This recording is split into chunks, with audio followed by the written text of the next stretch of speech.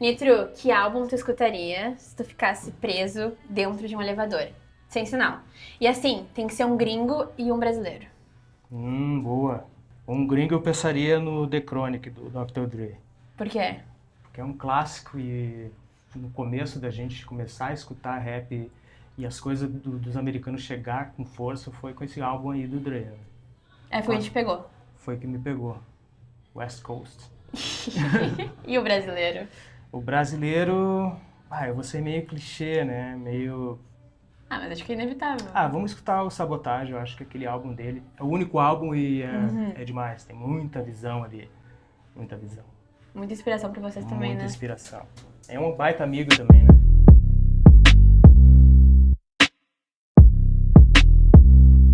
Da Guedes, né, e tu também, vocês acabaram criando toda uma estrutura, né? Vocês criaram vários processos que ainda não tinham, bebiam de fontes da gringa e tal, mas hoje já percebo que vocês abriram muitos caminhos. E como é que tu se sente auxiliando essa galera que tá chegando agora, sabendo que foi, tipo, tu, um dos pioneiros aqui no Sul? Esse papel de pioneiro é isso, é tu olhar para trás e ver o recurso que tu tinha e o quanto tu conseguiu fazer, né? E na nossa época a gente estava na transição do analógico para o digital, exatamente nessa transição, né?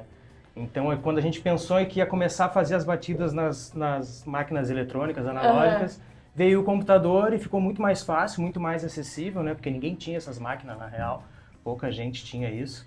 E aí a gente começou a fazer o nosso rap ali, e daqui a pouco a gente conseguiu um computador, conseguiu o programa que os caras estavam mexendo, e o rap sempre foi muito autodidata. Sim. Então a gente foi absorvendo aquilo, e a gente acabou, né, resumindo vários caminhos. Eu acho que é isso que a gente pode passar para eles, tá ligado? Porque, infelizmente, é isso. Música alternativa, underground, tu tem que fazer todos os processos. Né? A não ser que tu assine com uma gravadora e eles façam tudo, tu seja somente artista, né? Que seria o ideal. No Ata e Volta que eu assisti teu, tu falou que preferia ser independente do que gravadora. Tu segue ainda com esse pensamento? Eu sigo. É? Eu sigo. Eu acho que se pintasse uma gravadora eu faria um projeto paralelo, ou ia propor uma outra coisa, talvez eu produzindo outros artistas. Mas o meu trabalho, eu acho que eu vou seguir assim, tá ligado? Livre, no meu tempo, né? Às vezes produzindo, às vezes cantando, às vezes, né, só ajudando mesmo a galera a botar pra rua. E tem alguma preferência hoje? Ah, cantar ou tá mais no estúdio ajudando a galera, então? Então, cada fase da minha vida, uma coisa vai correndo pra frente, assim, sabe? Comecei como MC. Aí, como MC, queria começar a produzir minhas próprias batidas, então virei beatmaker. Mas isso assim, em 2000, né? Depois de beatmaker, eu comecei a ter que entender um pouco melhor dessa parte de mercado mesmo, porque a gente tinha que prensar CD. Ainda tinha, né? Mas a gente tinha algumas parcerias, né? Prensava, sei lá, 1.000, 2.000 discos, mas já se dando conta que era só para divulgação, né? Sim. A música já estava começando a ir para um outro caminho de divulgação, né? Acho que depois ali, 2004, que tem o YouTube, né? Já começou 2005. a mudar. 2005, já começou a mudar um pouco a coisa. Mas a gente pavimentou, pelo menos a gente, né, tentou experimentar de todos esses processos, né, e ver qual que a gente conseguia realmente fazer. Outros a gente teve que fazer parcerias, né, então é inevitável. Cara, tem uma história de vocês que eu gosto muito, eu vou pedir pra te repetir aqui, porque já me contou várias vezes, mas não interessa. Eu quero que tu conte como vocês pegavam os beats. Tipo, vocês iam numa loja em Porto Alegre, não era isso? É isso. Então, naquela época, antes da gente pensar em, como é que faz o beat, a única forma da gente conseguir uma batida para compor era conseguir uma batida que tivesse só um instrumental. Isso não tinha em CD, já tinha CD acho que na época, não me lembro se tinha, mas enfim, somente CD desses de gravadora, não tinha CDR com batidas. Então tinha um disco de vinil que uma ou duas lojas aqui de Porto Alegre pegavam, né, e traziam de São Paulo isso, né, eles prensavam em São Paulo e vinha para cá. O problema é que tinham poucas opções, então eles traziam 2 do mesmo, 3 do mesmo e mais um outro. Quem chegasse primeiro na loja e catasse um que era o único ali, levasse para casa, ia ter certeza que quando usasse aquele instrumental ia ser só dele, né. Então acontecia da gente chegar nos festival, pronto para cantar uma música e os caras cantarem antes uma música em cima da mesma batida. Né? E daí aquele balde d'água, né? O bom é que todo mundo fazia músicas boas em cima das batidas, né? E a gente fez várias em cima do que tinha. Qualquer coisa que tinha batida, a gente foi até... Depois a gente teve acesso a teclado eletrônico que tu apertava um play e fazia uma batida meio hip hop, já servia. Vamos botar um piano, vamos fazer, né? Porque até então era só batida, beatbox e, né, e ficar rimando na rua. Tá, e aí quando acontecia isso, por exemplo, iam num festival, iam em algum show e aí usavam a mesma batida que vocês mudavam alguma coisa ou tá, vambora, vamos assim mesmo? Não, a gente se olhava e dizia, mano, vamos ter que fazer uma música melhor em cima da batida, isso. Vamos ter que executar melhor, vamos ter que fazer alguma coisa que vai ser diferenciada, né?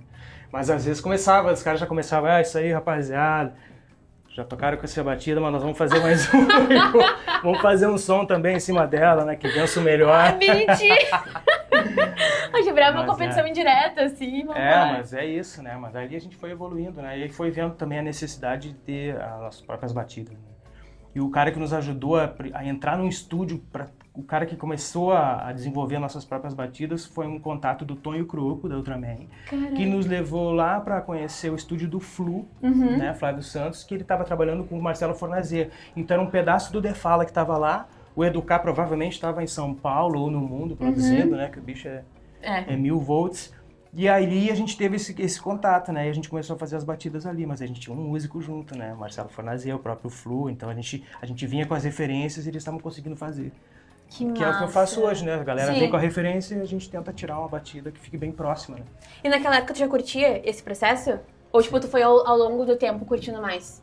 Eu sempre curti o processo de fazer música, assim. Quando eu comecei a ver que dava pra fazer as batidas através dos loops, né? Que seriam isso, né? Samplear.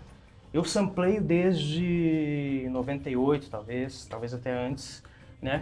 Gravando em fita cassete, depois em MD, depois em CD, depois em HD de computador e até hoje eu tenho alguns samples daquela época, que fui passando de um HD para o outro, para não perder a ideia ou a referência, porque às vezes eu sampleava e esquecia do que era.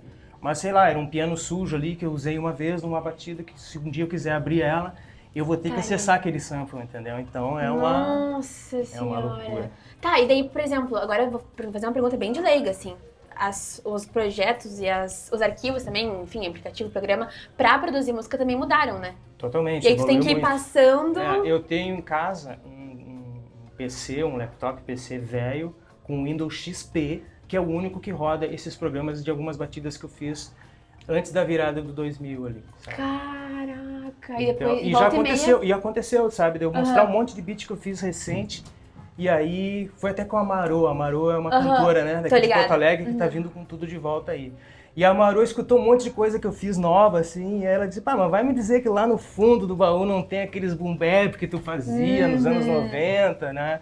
E aí eu digo, pior que eu tenho. Eu tinha só o loop, né? Mas ela começou a escutar e ela fez uma música em cima de um desses loops. Aí depois o meu trabalho foi tentar achar onde é que tava, pra poder, né, ter por canal a música e a gente fazer o som, né? Cara, que massa. Bom, tu citou um monte de gente aí, né? Mas não vou deixar de aproveitar a oportunidade pra falar do Educar. Que também foi um dos convidados do Planet Hemp no último show aqui em Porto Alegre. E da Guedes subiu também no palco. Eu quero saber primeiro bastidores desse rolê, porque vocês ficaram com eles ali, ficaram ensaiando. E também uma história que da Guedes tem com o Planet Hemp.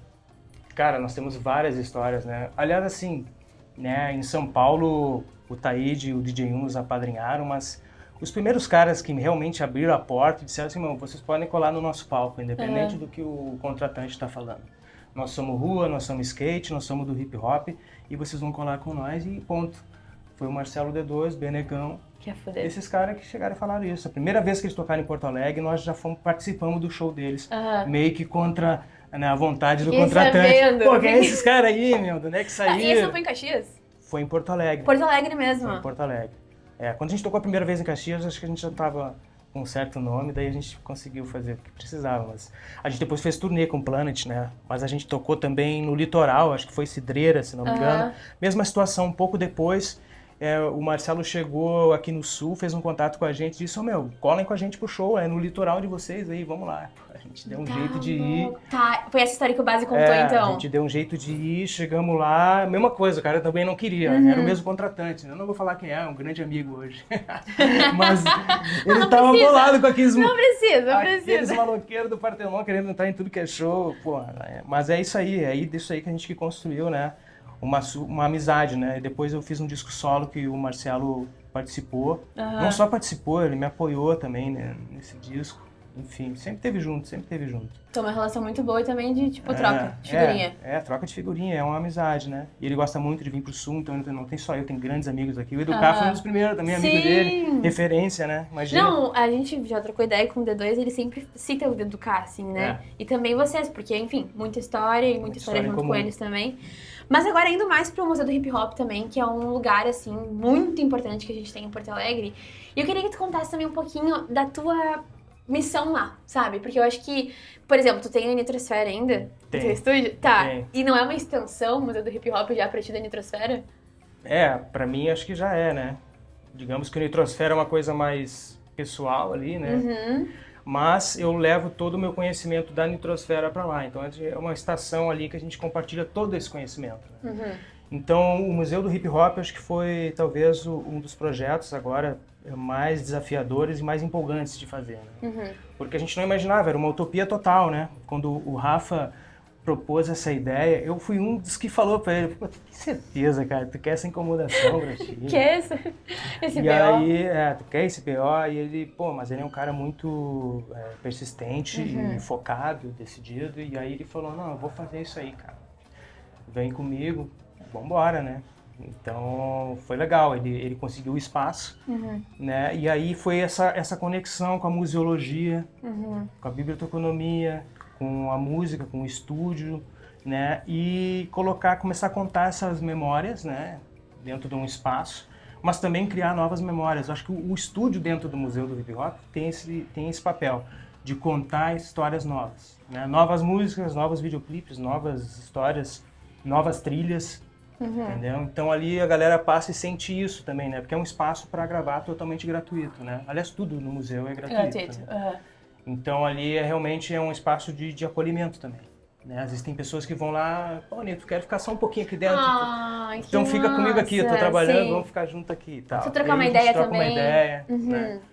Então tem vários espaços lá no museu para esse acolhimento, né? Então isso está sendo bem legal, essa troca aí está sendo bem interessante. Eu gravei mais de 50 artistas lá já. Né? O museu vai fazer 2 anos agora. Mas já foram mais de 50 artistas. Que a gente abriu um edital com 50 vagas para gravar de graça, com produção e meu acompanhamento. E aí agora vai abrir de novo esse edital, né? Agora para 2026. Mas, pô, foi uma puta experiência. Falando de cena, então, já que tu gravou com mais de 50 artistas, tem uma música tua chamada Sem Rancor, que fala o seguinte: é assim, a gente ainda resiste, existe fato triste, mas o som persiste. Sei que sou sul-brasileiro, mas tá difícil, guerreiro, sobreviver nesse meio. Viver e não ter receio, maldade vem e destrói. Essa música segue sendo atual? E como é que é pra fazer música agora aqui no Sul? Eu acho que ela segue sendo atual porque quando eu acabo compondo, eu não por querer, mas eu tento ficar meio atemporal, assim, sabe? E ali, na real, eu fiz uma letra e depois de alguns anos eu comecei a escutar essa música e eu vi que eu estava escrevendo para mim mesmo. Porque foi uma época realmente assim que eu estava dando um outro pulo, né? Eu tinha me desligado um pouco do Da Guedes, comecei a fazer essa carreira de produtor. Fui para São Paulo, né? Comecei a articular com artistas de lá também, o pessoal da RZO, o próprio Zé Gonzalez, Egon, é um cara que me acolheu bastante lá. Então a gente começou a fazer esse trabalho de pegar esse conhecimento deles também e trazer para o Sul. E aí eu inaugurei meu primeiro estúdio em 2001 ou 2002, chamado Adversos. Isso virou um coletivo, e aí para compartilhar também. Mas essa música foi, digamos, o primeiro single, né? Ou a música que virou da minha carreira solo, né? Até hoje ela bate, né? E boa, é isso, né? E existe fato triste, mas o som persiste, né? E tu falou sobre escutar e perceber que foi feita pra ti mesmo. Tu escuta elas ainda e tu, tipo, te encontra ali, ou tu já acha que mudou muito desde então? Essa eu acho que eu me encontro ainda.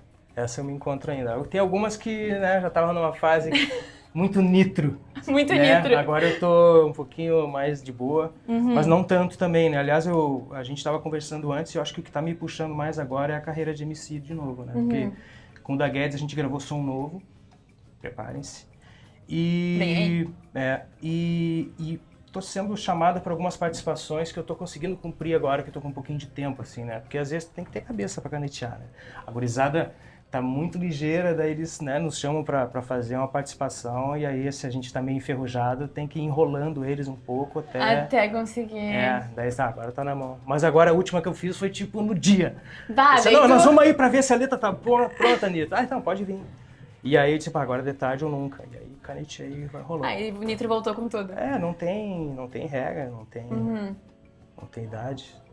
É isso. Pra gente adicionar na mixtape da Atlântida, tá? Bora. Uma música que tu gostaria de ter escrito. Bom, tem que ser uma música nacional, né? Acho que pode ser nacional. Uma música que eu gostaria de ter escrito. Pesado, né? De repente o MV Bill, né? O MV Bill, deixa eu ver. Mantenho minha cabeça em pé. Esses dias um amigo lembrou dessa música, disse que é muito forte. E eu acho ela bem forte. Eu lembro quando ele tocou no Domingão do Faustão, com violino, com todo mundo. Mantenho minha cabeça em pé. Caraca. Poderia ser essa. Me veio na cabeça pela essa lembrança desse amigo. Mas seria uma música legal de ter escrito. Porque não tive essa ideia. Foi. E uma música que tu se orgulha de ter escrito pra colocar no teu programa? Me orgulho de ter escrito. Tem uma música que eu me orgulho de ter escrito porque ela tem participações que são meus grandes amigos de longa data e de caminhada.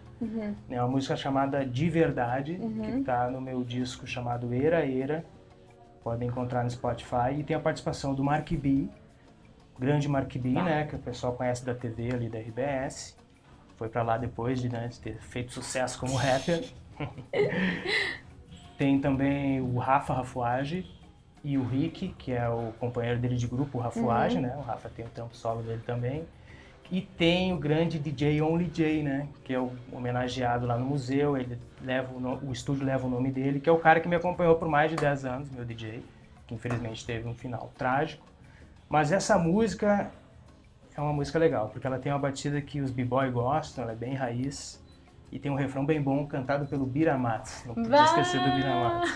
Muito bom. Bota a mão pra cima. E agora uma música que tu produziu, tá auxiliando esse processo de construção, isso também incluiria no teu programa? Também incluiria no meu programa. Exato. Já incluí, né? Mas tem uma música que eu gravei que marcou também, que é de uma gurizada da Bom Jesus, o Revolução RS. E eu produzi pra eles uma música chamada Russo. Russo.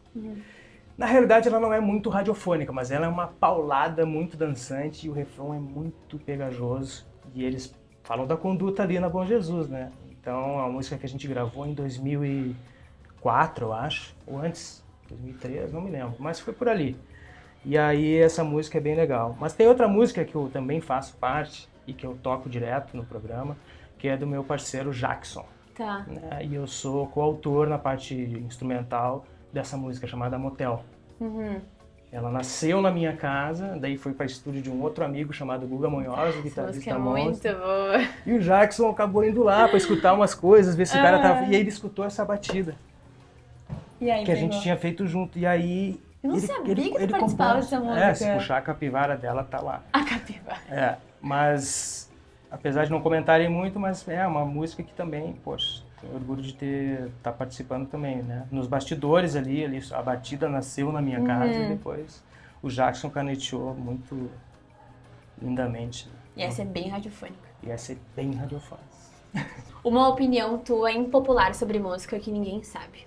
Impopular?